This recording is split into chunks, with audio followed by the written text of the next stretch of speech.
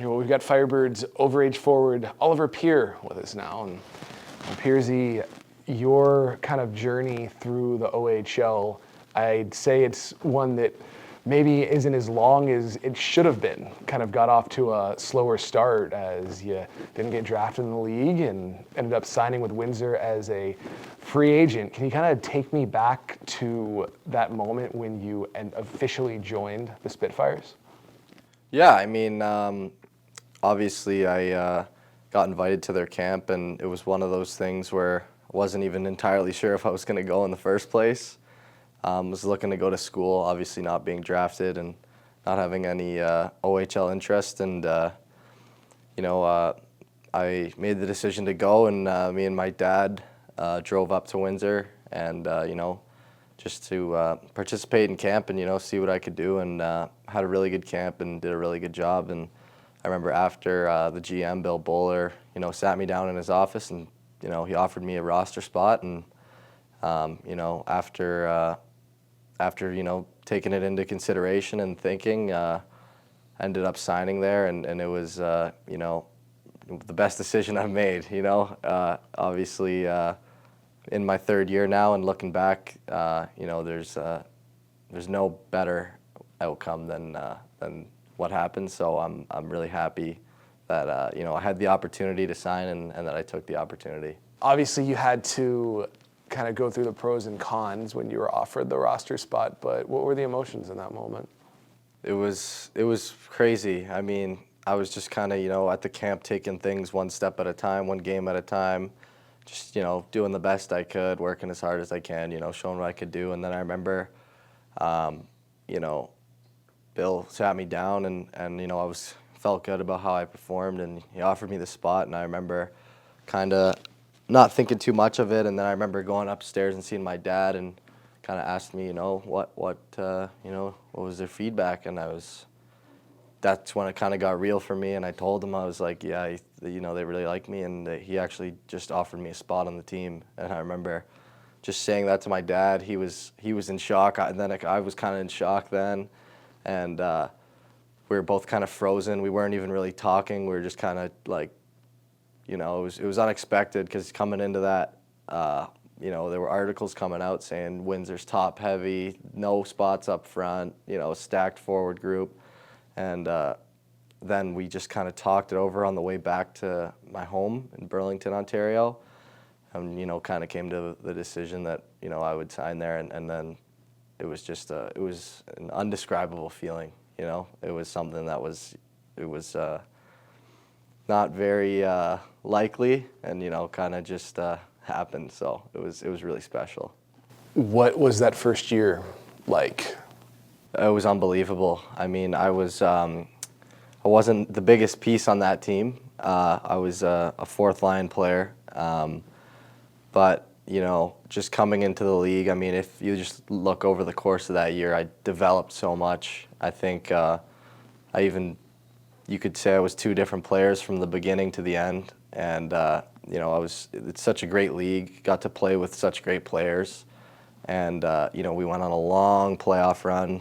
Played the Firebirds in the Western Conference Finals, and ended up winning that in Game 7, and then took the Bulldogs to 7. Unfortunately, lost, but it was the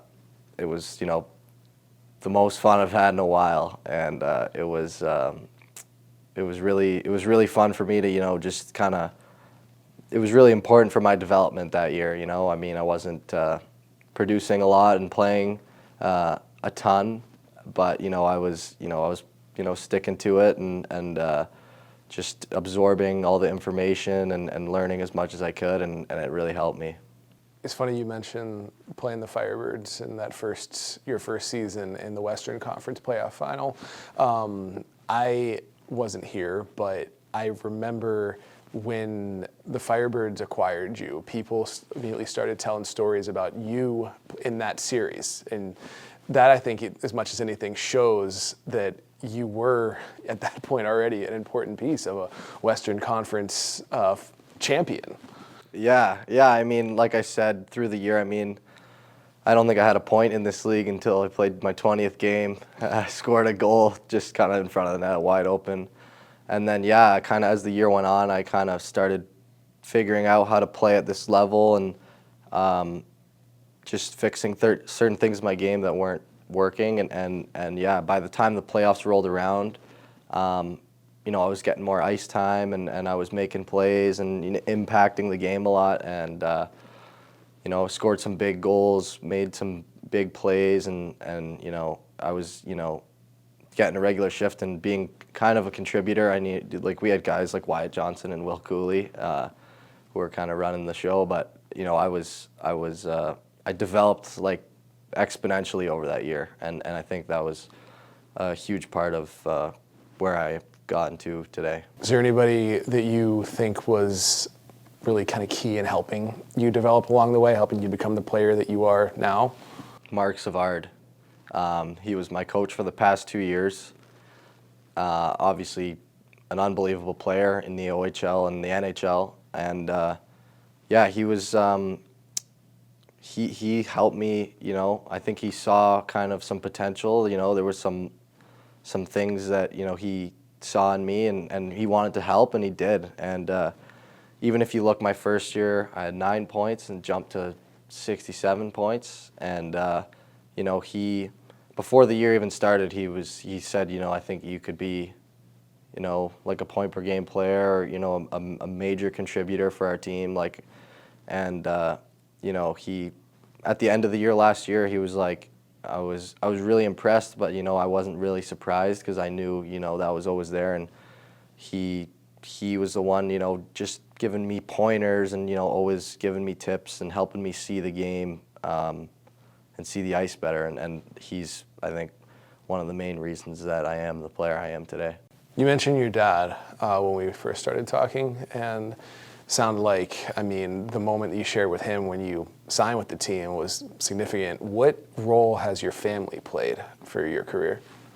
Well, they've been huge. I mean, obviously, they are the ones, you know, driving you to practice when you're a kid, and, you know, buying you equipment and driving you long hours, early mornings, late nights.